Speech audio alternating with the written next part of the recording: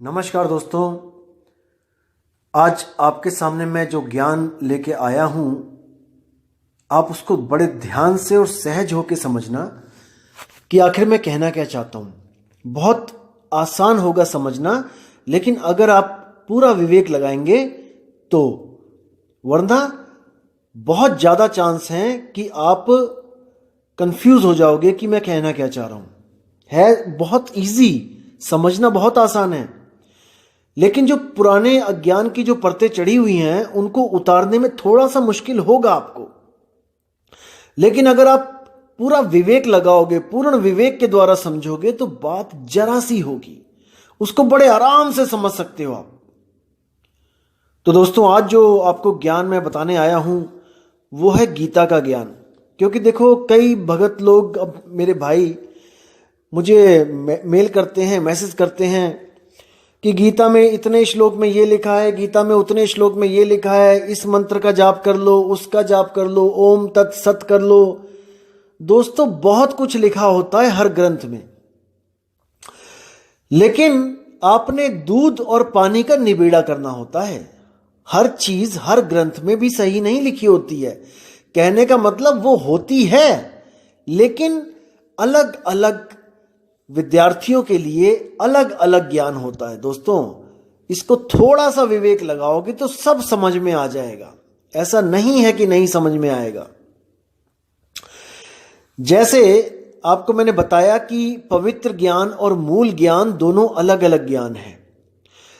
ये ज्ञान देने के वक्त पहले शिष्य को परखा जाता है कि वो उस काबिल है जो उसको ज्ञान दिया जाए।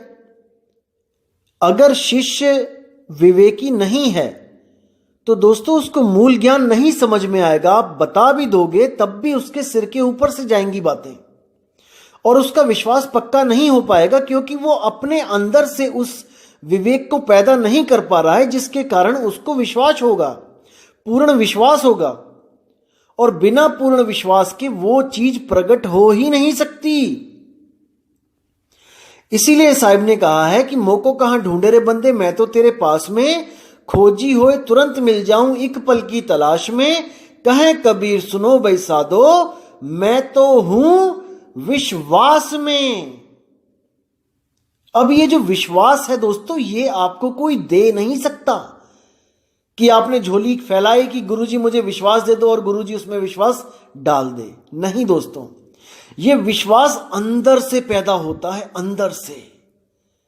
ये विवेक के द्वारा पैदा होता है। जब आप विवेक करते हो किसी भी चीज पे, तब आपको अंदर से जो शक्ति मिलती है उसको विश्वास कहते हैं, जो आपको विश्वास करने पे मजबूर कर देती है। तब आप पूर्ण विश्वास में आ जाते हो, और फिर आपको अगर कोई उस विश्वास से हटाना भी चाहे दोस्तों, वो हटा नहीं सकता आपको, क्योंकि वो विश्वास आपको अंदर अंतर आत्मा से आया है।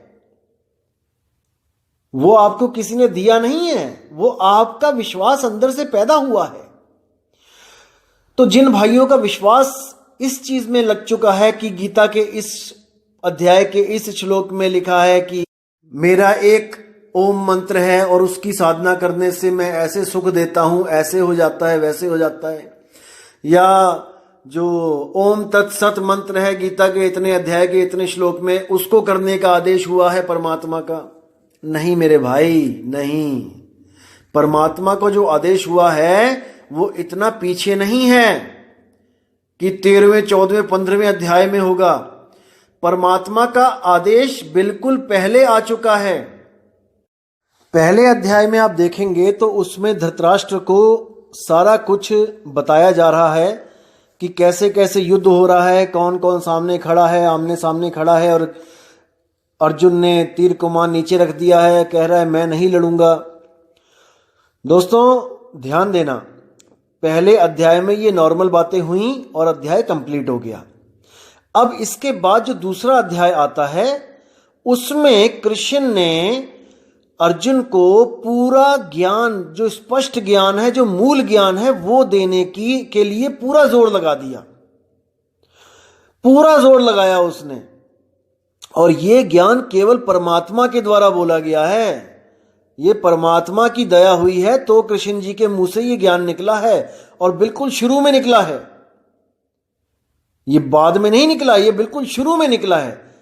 कैसे? जैसे धर्मदास को कबीर साहब ने बताया, बिल्कुल शुरू में मूल ज्ञान समझाया, लेकिन मूल ज्ञान उसको 100 बार समझाया, 100 बार, फिर भी धर्मदास की बुद्धि उसको कैच नहीं कर पाई। इतना मूल ज्ञान था वो कि धर्मदास उसको समझ ही नहीं पाया कि कबीर साहब बोल क्या रहे हैं। इसलिए धर्मदास जब ये नहीं समझ पाया तो कबीर साहब ने एक पवित्र ज्ञान की रचना करी। उन्होंने एक कहानी का रूप देकर उस मूल ज्ञान को लिपिबद्ध करवाया, एक छोटी सी कहानी का रूप देकर, जिससे धर्मदास, जिसकी थोड़ी मोटी बुद्धि थी, जो पूरा विवेकी नहीं था, क्योंकि मैंने बताया आपको वो पत्थरों की पूजा करता था उस वक्त। अब आप खुद समझ सकते हो, जो इंसान पत्थरों को भगवान मान के बैठ गया है, उसका लेवल ऑफ विवेक कितना होगा। आज आप अपने आप को ज्ञानी समझते हो, आप समझते हो कि हाँ, हम पत्थर पूजा नहीं करते हैं, वो पत्थरों में जान नहीं होती है, पत्थरों में भगवान नहीं होता। सोचो कि आप से भी लेवल डाउन था धर्मदास का उस वक्त। अभी आप लोग आत्मज्ञान की बात इतने 1 महीने से सुन रहे हो, तब भी आधे लोग अभी भी नहीं समझ पा रहे हैं। अभी भी कह रहे हैं सार शब्द क्या है, वो नाम मंत्र में है कि तंत्र में है, कि वो बोलने में है कि नहीं है।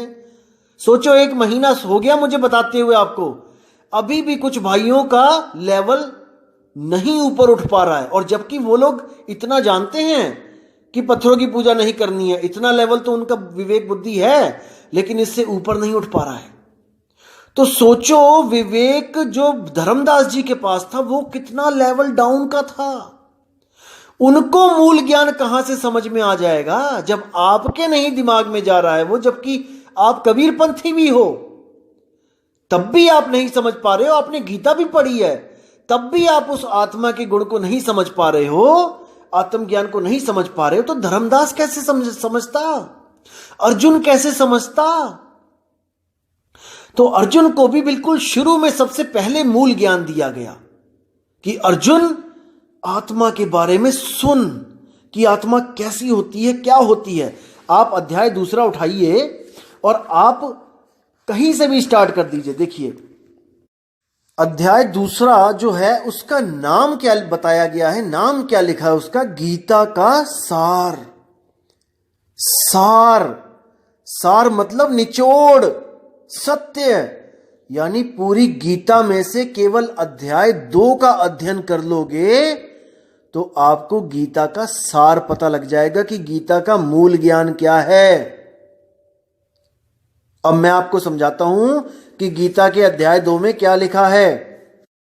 अध्याय 2 में जब 16वां श्लोक आप पढ़ोगे, वहां से जो सार का ज्ञान है वो शुरू हो जाता है, आत्मा का ज्ञान। तो क्या लिखा हुआ है कि नास्तो विदते वाला जो आप श्लोक पढ़ोगे तो उसमें देखिए उसका अर्थ क्या है कि तत्वदर्शियों ने यह निष्कर्ष निकाला है। यहां तत्वदर्शी का मतलब है जो सत्य असत्य को जान रहा है। तत्वदर्शियों ने यह निष्कर्ष निकाला है कि असत यानी भौतिक शरीर का तो कोई चिर अस्तित्व नहीं है, किंतु सत यानी कि आत्मा अपरिवर्तित रहता है। उन्होंने इन दोनों की प्रकृति के अध्ययन द्वारा यह निष्कर्ष निकाला है, यानी दोनों के बारे में ज्ञान अर्जित करके कि शरीर तो बदलता रहता है लेकिन आत्मा कभी बदलता नहीं है। आत्मदेव वो जैसा है वैसा ही रहता है, जैसा वो बचपन में है वैसा ही वो बुढ़ापे में होगा, वो कभी बदलता नहीं है, क्योंकि वो काल से रहित है, काल से परे है, वो अजन्मा है।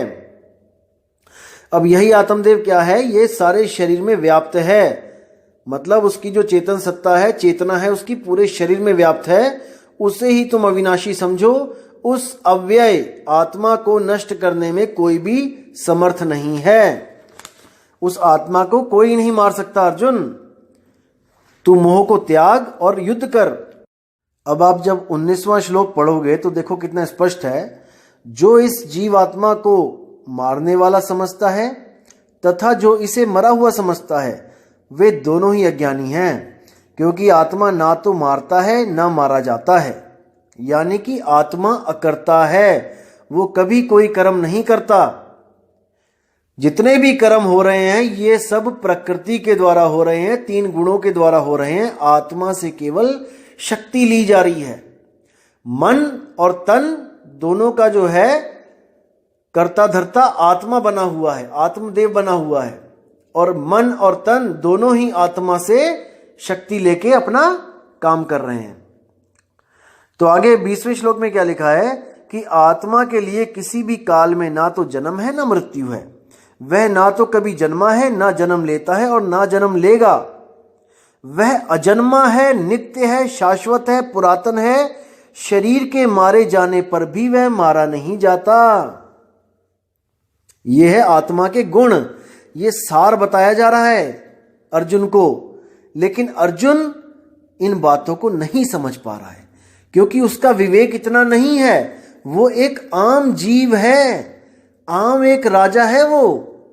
वो कोई साधु महात्मा नहीं है जो इन बातों को वो समझेगा।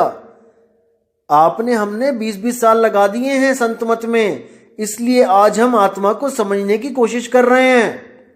लेकिन एक आम आदमी आत्मा के गुणों को नहीं समझ सकता भाई। किसी राजा को उठा के, जैसे अब कोई प्रधानमंत्री, कोई मुख्यमंत्री है जो पूरा पॉलिटिक्स में रमा हुआ है, आप उसको जाके आत्मा का ज्ञान देने लगोगे, वो सो जाएगा, बोर हो जाएगा। वो कहेगा अरे क्या सुना रहा है भाई कहानी, हमें नहीं चाहिए आत्मा वात्मा, क्योंकि उसका उसमें कोई दिलचस्पी नहीं है, उसके लिए बोरिंग सब्जेक्ट है ये।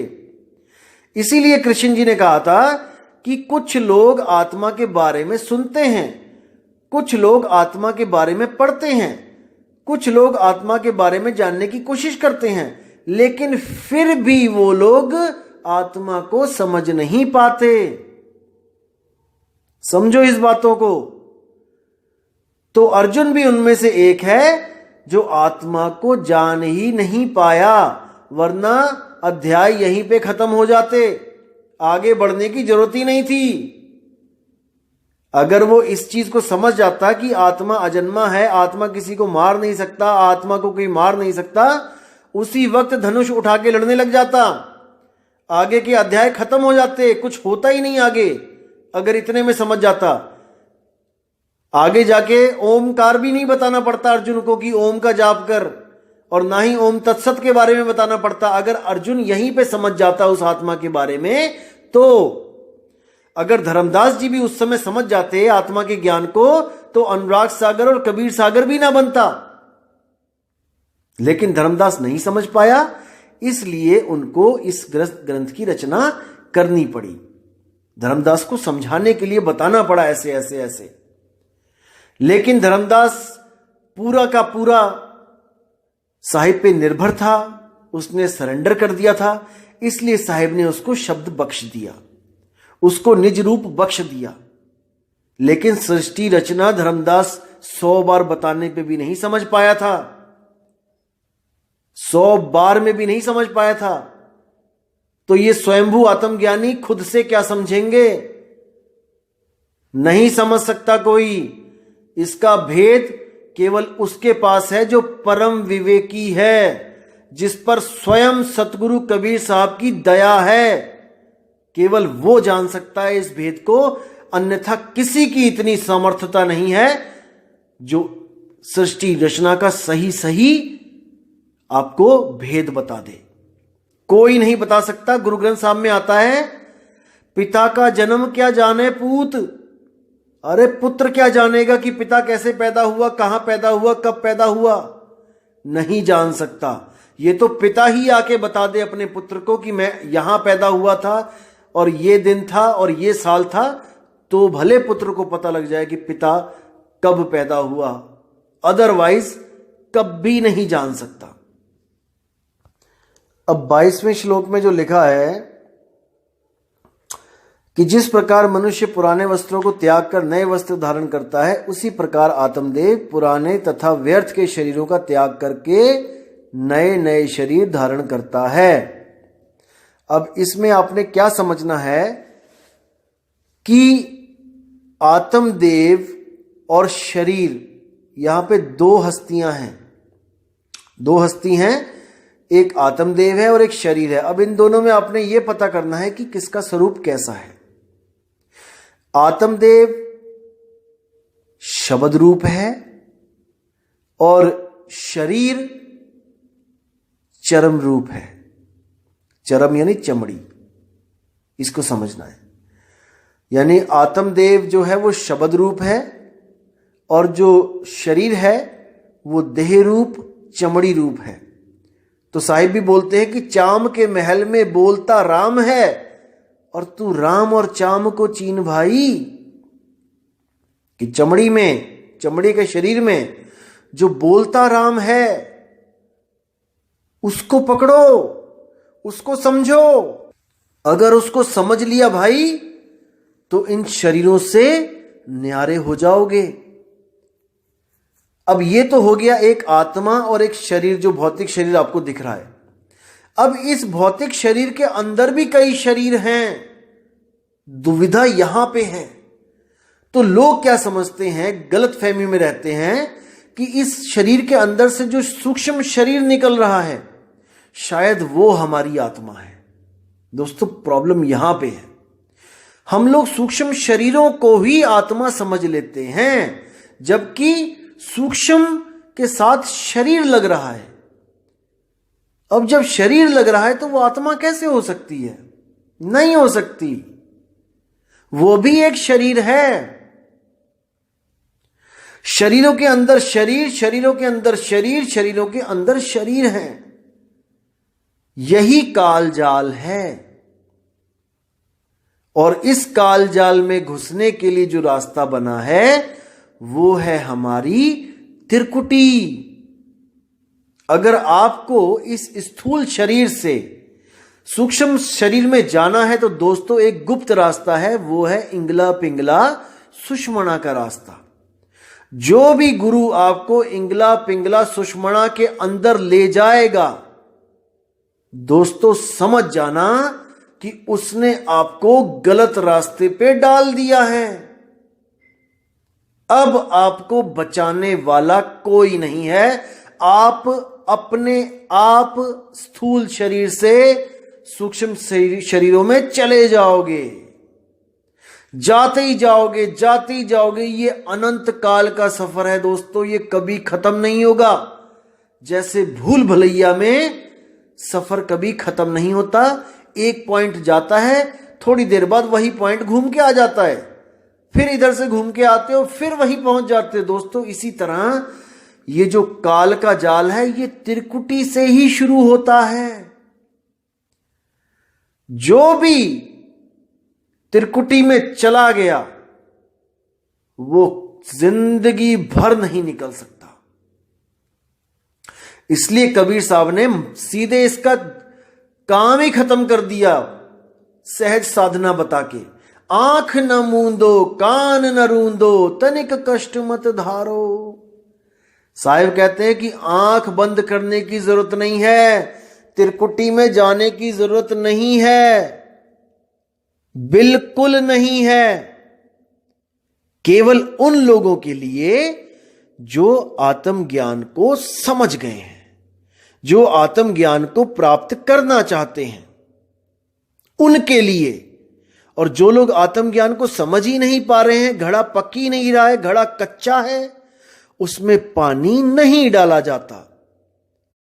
तो जो लोग आत्मज्ञान को नहीं समझ पा रहे हैं, नहीं समझ पाए, उन लोगों को कबीर साहब ने कई बार उन शब्दों के साथ जोड़ दिया जिनसे मुक्ति तो नहीं हो पाएगी, लेकिन उनको 84 लाख जूनों में भी नहीं जाना पड़ेगा।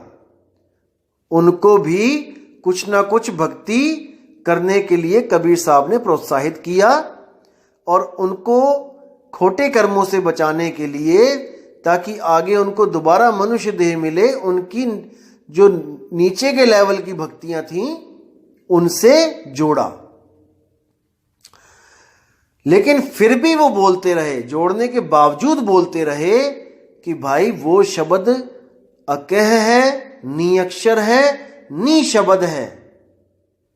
तो जिस जिस बंदे का विवेक जागता रहा, सत्संग में बैठता रहा, तो वो आके कबीर साहब से अपना कल्याण करवाता रहा। तो घड़े को बनाता है जब कुम्हार, तो वो जब बना के तैयार करता है तो बिल्कुल घड़े के जैसी ही शेप होती है उसकी, कच्ची मिट्टी की। पूरा देखने में लगता है कि घड़ा है, लेकिन कुम्हार उसमें कभी भी पानी नहीं डालता। उसको पता है ये घड़ा बना तो दिया है मैंने, लेकिन ये कच्ची मिट्टी है, जैसे ही मैं पानी डालूंगा ये फूट जाएगा, ये गल जाएगा। इसलिए उसको पकाया जाता है, और जब वो पक के निखर के बाहर आता है अग्नि में से, तब उसमें पानी डाला जाता है। यानी कि कबीर साहब किसी को भी पहले सार शब्द नहीं देते हैं, पहले कोई जाप के नाम दे देते हैं कि गुरु गुरु कर भाई, कोई राम राम कर भाई। जैसे हमारे गुरुजी भी पहली बार में सार शब्द नहीं देते हैं, पहली बार में 4 या 5 नाम देते हैं जो जपने में आते हैं, 52 अक्षरी नाम। वो देने का भी कोई मकसद होता है, क्योंकि घड़ा कच्चा है, अभी उसमें सार शब्द दिया जाएगा वो नहीं समझ पाएगा। इसलिए उसको केवल भक्ति से जोड़ने के लिए कुछ नाम दे दिए जाते हैं, और उसके बाद उन्हीं दिए हुए नामों को गलत बता के सार शब्द की महिमा बताई जाती है सत्संग में। जब आप जोड़ोगे, आप देखोगे कि जब आपको प्रथम चरण में जो नाम मिलेगा, उसमें गुरुजी आपको 4 या 5 या कितने भी, जितना उनका मन करेगा वो नाम आपको दे देंगे। वो नाम आपको दे देंगे जपने के लिए कि भाई इसको उठते बैठते जपना। यानी कि आपका मन अब गुरु के नाम में जुड़ना शुरू हो, आपको जो काम बताया गया है आप वो काम करो। और जब आप सत्संग में बैठोगे तब गुरुजी खुद अपने मुखारबिंद से बोलेंगे कि वो नाम बोलने लिखने पढ़ने में नहीं आता। अब जो विवेकी शिष्य होगा वो ये सोचेगा कि गुरुजी ने दिए तो मुझे नाम बोलने वाले हैं, और गुरुजी कहते हैं कि भाई वो नाम बोलने में नहीं आता, तो उसको उसका विवेक जागना शुरू होगा कि यानी कुछ तो गड़बड़ है, जो मुझे नाम मिला है ये सही नहीं है, इसका मतलब जो कोई और नाम है वो अभी मुझे मिलना बाकी है। जिज्ञासा बनेगी, गुरु से सवाल जवाब करेगा, गुरु उसको संतुष्ट करेगा जवाब दे दे के, साखियां बता बता के। और जब उस बच्चे को इतना समझ में आ जाएगा कि वो नाम विदेह है, वो अकह है, वो अनामी है, वो निशब्द है, वो निअक्षर है, तब वो गुरु से उस नाम को लेने की अरदास करेगा, भेद जानने का अरदास करेगा। तो पहला चरण हो गया आपको जब नाम दिया बोलने वाला। दूसरा चरण हो गया आपका सत्संग, कि कितने समय तक आप सत्संग में सीख नहीं समझ नहीं जाते कि वो नाम बोला नहीं जा सकता। यह है आपका दूसरा चरण। और तीसरा चरण होता है जब आप ज्ञान को समझ जाते हो और गुरु से सार शब्द का भेद प्राप्त करते हो। इसलिए कबीर साहब ने बोला, प्रथमे शिष्य होवन जो आई, ताको पान देओ तुम भाई। जब देखो तुम दृढ़ता ज्ञाना, ताको कहो शब्द परवाना। और शब्द माही जब निश्चय आवे, ताको ज्ञान अगाध सुनावे। वो अगाध ज्ञान कब सुनाया जाएगा? जब शब्द में निश्चय आ जाएगा आपका। 101% आप इस बात को समझ जाओगे कि वो नाम अकह है, अनाम है, नियक्षर है, विदेही है। जब आप इस बात को समझ जाओगे, आपका दूसरा चरण खत्म हो गया। अब गुरु आपको वो सार शब्द वस्तु लखाएगा। एक छुड़ाए, जो पहले आपको 4-5 नाम दिए थे वो छुड़ा दे कि नहीं बेटा ये नहीं जपने हैं। एक लखाए, वो सार वस्तु, वो निज नाम, वो आपका अपना नाम, वो आपको लखाएगा। और जब आप उसको लखोगे तब आपके सारे भ्रम खत्म हो जाएंगे और आप अपने निज स्वरूप को प्राप्त करने के लिए तत्पर हो जाओगे, जुट जाओगे। और जब आपके भाव भक्ति बनेगी, तब परमात्मा की पूरी दया होगी आप पे। दोस्तों, आपकी लगन और परमात्मा की दया, ये दोनों चीज चाहिए, तब जाके भक्ति पूर्ण होती है। परमात्मा दया कर रहा है, 24 घंटे कर रहा है, और आपकी लगन ही नहीं है, तो बात नहीं बनेगी। आपकी लगन लगी हुई है लेकिन परमात्मा आप पर दया नहीं कर रहा है, तब भी बात नहीं बनेगी। इसलिए अरदास भी करना है और भक्ति भी करनी है, दोनों चीज करनी पड़ेंगी। अरदास भी करनी है और अपना फर्ज भी निभाना है, भजन भक्ति भी करनी है और उससे मालिक से दया की भीख भी मांगनी है। और जैसे ही वो प्रकट हो गया दोस्तों, फिर आप ही आप हो, फिर दो नहीं रहे।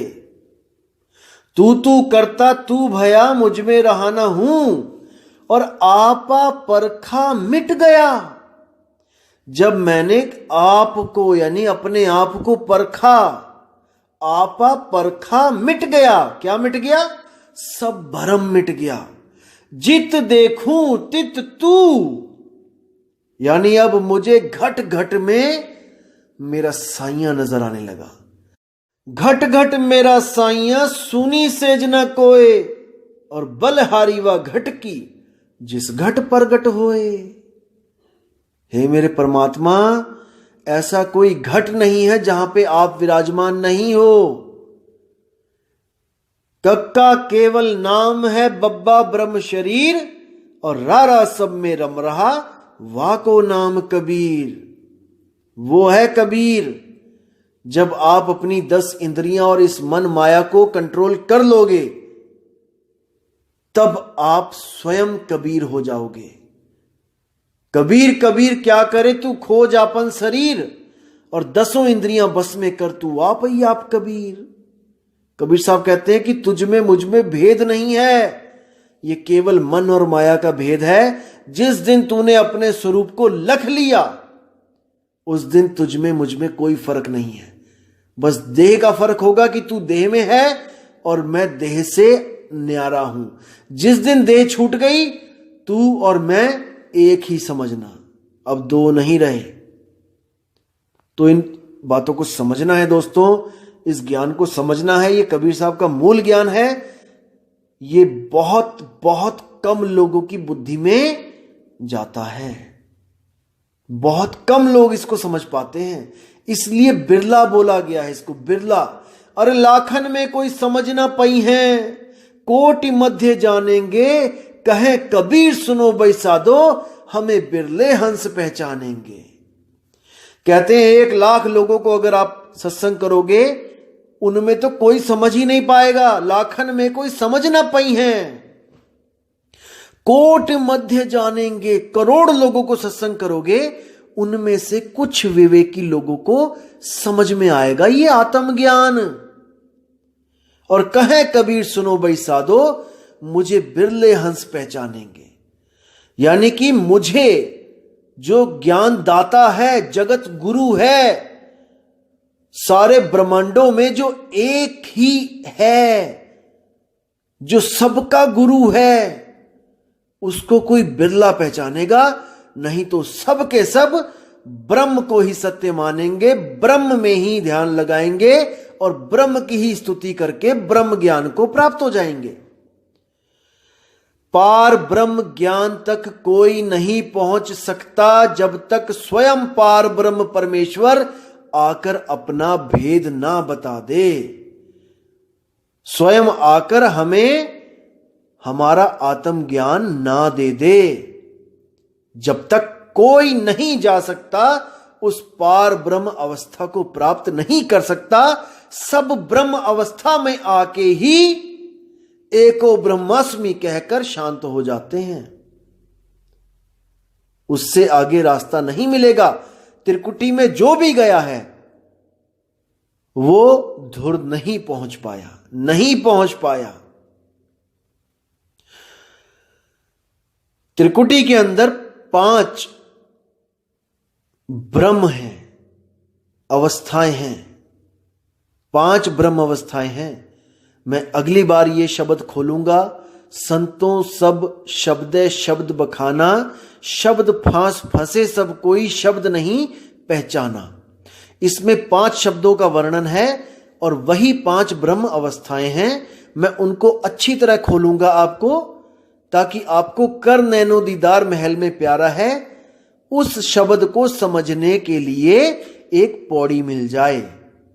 जब इस शब्द को समझ जाओगे तो कर नैनो दीदार का जो अगला पार्ट आएगा उसको समझने में आपको देर नहीं लगेगी। इसलिए मैं उसको डिले कर रहा हूं, क्योंकि उसको समझाने से पहले मुझे आपको और भी चीजें समझानी हैं जिसके द्वारा आप उसको समझ पाओगे। जैसे दोस्तों मैथ के जो सवाल होते हैं, टीचर सबसे पहले आपको फार्मूले सिखाता है, फार्मूले सिखा देगा, फिर आपको किसी भी अध्याय से कोई भी सवाल निकाल के दे देगा। आपने उस सवाल को फार्मूले के द्वारा सुलझाना है। अगर वो फार्मूले ना बताएगा और आपके सामने सवाल रख दे तो आप उलझ जाओगे। इसलिए आपको मैं सारे फार्मूले बताऊंगा और उसके बाद में सारे ज्ञान को खोलता जाऊंगा पौड़ी दर पौड़ी, ताकि आपको कंफ्यूजन ना हो। क्योंकि मुझे सुनने वाले सब विवेकी नहीं हैं। मुझे पता है अगर 3000 बंदा आज जुड़ा है तो उसमें मैं केवल 2% को विवेकी मानता हूं दोस्तों। 2% मान के चलो, इससे ज्यादा विवेकी नहीं है। सुन भले रहे हैं मुझे, लेकिन 50-60 लोगों से ज्यादा कोई भी नहीं समझ पा रहा है इस ज्ञान को। गारंटी के साथ कह रहा हूं मैं। 50 भी मैंने बहुत ज्यादा बोल दिया। और ये वो लोग हैं जो पिछले जन्मों में सत्संगों में बैठे हैं, आत्मज्ञान के सत्संगों में बैठे हैं, लेकिन अपनी भक्ति पूर्ण ना कर पाने के कारण दोबारा मानुष चोले में आ गए हैं और वही ज्ञान उनको आगे दोबारा प्रकट हो रहा है, ताकि वो अपनी भक्ति को दोबारा से स्टार्ट करके पूर्ण कर सके। तो दोस्तों गीता के ज्ञान पे आते हैं। आज मैं गीता में आपको जो सार है गीता का वो बताना चाहता था। जब अर्जुन को सारा ज्ञान कृष्ण जी ने आत्मा का ज्ञान दिया, वो समझ नहीं पाया, उसका मोह भंग नहीं हुआ, वरना उसी वक्त वो धनुष बाण उठा लेता और उसके बाद 3रा, 4था, 5वां, 6ठा से लेके आगे के अध्याय कोई बोलने की जरूरत ही नहीं थी, क्योंकि ये अध्याय बोलने का मकसद केवल उसका मोह भंग करना था, जो विराट रूप देखने के बाद उसका भंग हुआ। जब देखा उसने कि सबको मारने वाला ये काल सबको खा रहा है और यही खा रहा है, यही पैदा कर रहा है, तब जाकर उसका मोह भंग हुआ कि मैं सच में किसी को नहीं मार रहा हूं, ये तो सब इनके द्वारा मारे जा चुके हैं। तो दोस्तों दूसरा अध्याय आत्मज्ञान के ऊपर है पूरा, इसको अच्छी तरह आपने पढ़ना है। अब मैं मुद्दे पे आता हूं कि आत्मज्ञान आखिर क्या चीज है। क्या बोला आत्मज्ञान के बारे में कृष्ण जी ने, जो ये अधूरे गुरु आपको नहीं पढ़ा रहे हैं। क्योंकि अगर इन्होंने ये दोहे, ये श्लोक आपके सामने रख दिए तो इनकी धूप अगरबत्ती की दुकानें नहीं चलेंगी, इनकी 7-7, 8-8, 10 हजार की आरतियां नहीं होंगी, लाख लाख रुपए का यज्ञ नहीं होगा। इसलिए आपको अज्ञान में रखा जाता है, ज्ञान से दूर। आपको इन अध्याय के बारे में तो बताया ही नहीं जाएगा, जो मैं आज आपको खोल के बताऊंगा दोस्तों। तो अर्जुन को आत्मा के बारे में बताते हुए कृष्ण जी ने क्या बोला कि आत्मा अखंडित है। 23वां श्लोक देखना दोस्तों, साफ कहता है कि यह आत्मा ना तो कभी किसी शस्त्र द्वारा खंड खंड किया जा सकता है यानी काटा जा सकता है, ना अग्नि द्वारा जलाया जा सकता है, ना जल द्वारा भिगाया जा सकता है, वायु द्वारा ना सुखाया जा सकता है। तो आपको काल भूनेगा कैसे? मुझे एक बात बता दो, काल तपत शिला पे भूनेगा कैसे जब उसको जलाया ही नहीं जा सकता? तो भुनेगा कैसे? भूनने का मतलब होता है जलने के बाद रंग बदल जाना। जैसे आप कुछ भूनते हो, भुट्टा भूनते हो, शुरू में वो पीला होता है और उसके बाद वो काला हो जाता है। तो जब आत्मा को जलाया नहीं जा सकता तो भूनेगा कैसे? दोस्तों भूना जाता है शरीर, आत्मा नहीं भूना जाता है। फिर समझ लो अच्छी तरह, आत्मा और शरीर में आप लोग कंफ्यूज हो। सूक्ष्म शरीरों को भी जलाया जा सकता है, काटा जा सकता है। आप लोग सपने देखते हो, सपनों में क्या आता है? सूक्ष्म शरीर आते हैं, उसमें कुत्ते पीछे पड़ जाते हैं, शेर पीछे पड़ जाते हैं, आपकी गर्दन कट जाती है, आपके हाथ कट जाते हैं, बहुत कुछ होता है। लेकिन वो भी सूक्ष्म शरीर है जो आत्मा के द्वारा ही चलाया जा रहा है। अगर आपने आत्मा को जान लिया तो सब तरह के शरीरों से मुक्ति हो जाती है। इसको समझो। अगर आत्म ज्ञान में आ गए फिर किसी भी शरीर में नहीं जाना। देह छोड़ते हुए अगर आपके शरीर से सूक्ष्म शरीर निकल गया तो दोस्तों आप 100% किसी भी गर्भ में जाओगे ही जाओगे, कोई नहीं रोक सकता आपको। इसलिए कबीर साहब कहते हैं कि अपने आप को पहचान ले, तू एक आत्मा है। और जब तू अपने आप को पहचान लेगा तो इस शरीरों को, इन सारे शरीरों को कपड़े की तरह उतार देगा।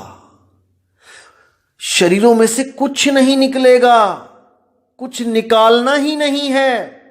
अरे ना कहीं आना ना कहीं जाना, आपे में आप समाना। अगर सूक्ष्म शरीर निकलेगा तो वो कहीं जाएगा, और अगर वो कहीं जाएगा तो इसका मतलब आप अभी सत्य को नहीं प्राप्त कर पाए हो, आप तो आने जाने में लगे हो। इसीलिए नामदेव जी ने बोला है कि ना कहीं गया ना आया, साफ बोल दिया उन्होंने। क्योंकि उन्हें घर बैठे, अपने घर बैठे बैठे आत्म स्वरूप मिल चुका था। उनकी सुरती आत्मा में रमी हुई थी, अकाल में रमी हुई थी। वो सब शरीरों से न्यारे हो चुके थे।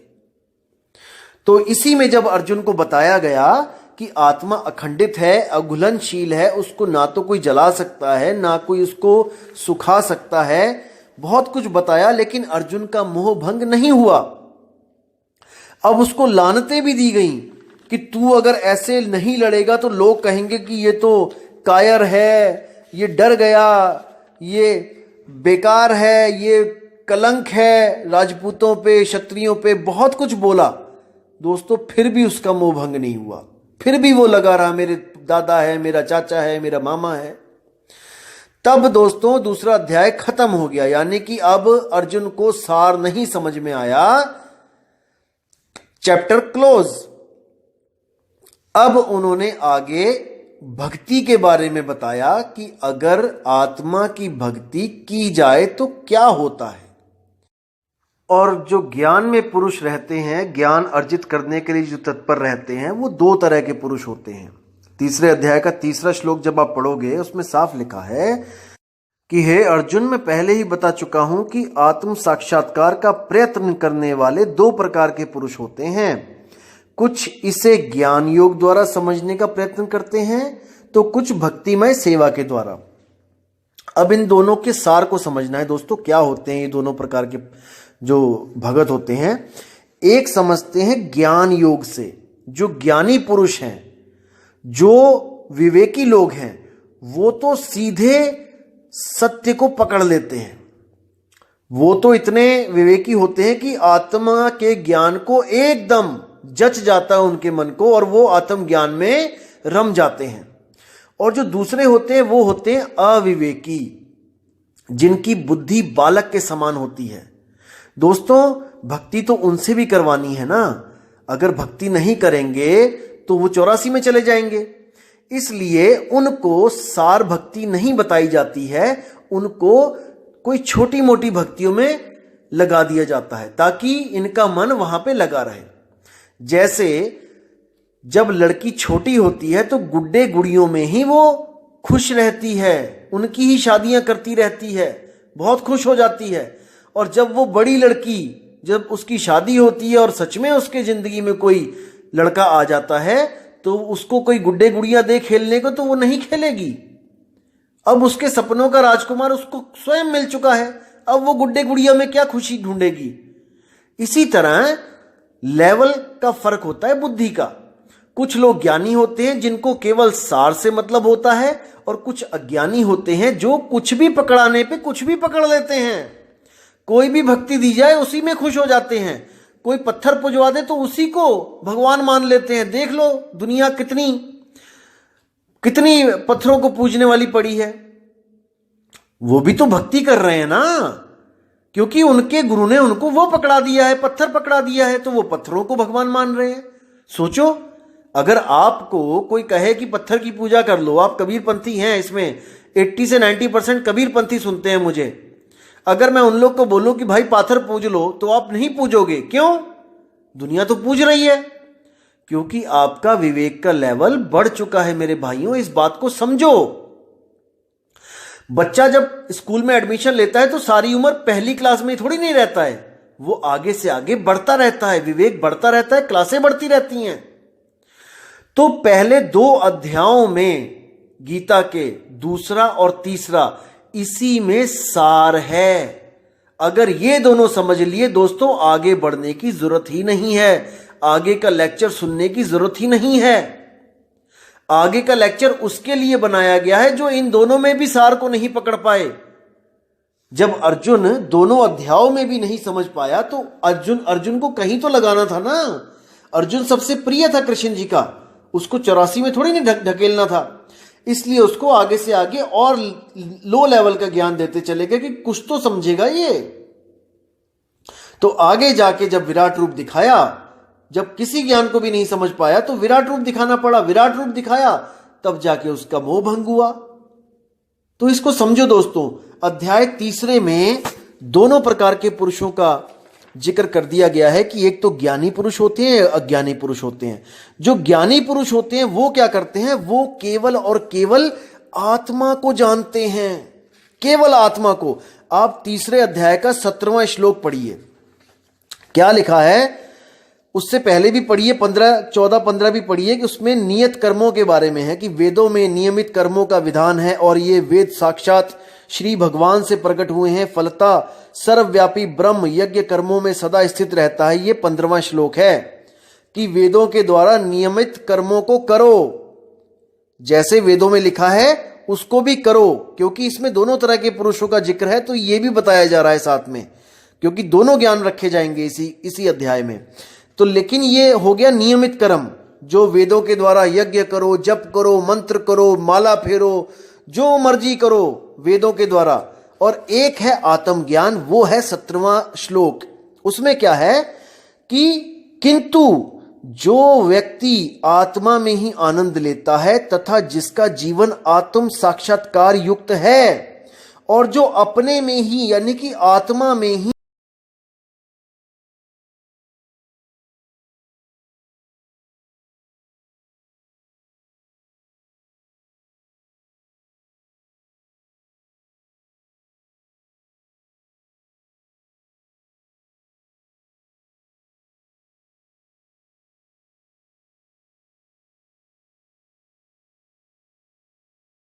कुछ नहीं करना, कुछ भी नहीं करना, वो सब कर्म कांड में आ जाता है। और आत्मज्ञान कर्म कांड से न्यारा है। 3 अध्याय का 17वां और 18वां श्लोक पढ़ लेना, ये पूरी गीता का सार है, आत्मज्ञान का सार है। अगर इन दोनों श्लोकों को आपने समझ लिया दोस्तों, पूरी गीता पढ़ने की जरूरत नहीं पड़ेगी, साइड में उठा के रख देना। केवल 2 श्लोक समझ लो। अगर इन 2 श्लोकों को आप समझ गए तो मान के चलो कि 99% आप कबीर साहब का ज्ञान समझ गए। अब केवल 1% रहता है, वो है आत्मा का भेद, जो गीता में नहीं है। बस गीता को 99% मान के चलो और कबीर साहब के ज्ञान को 100% मान के चलो, तब बात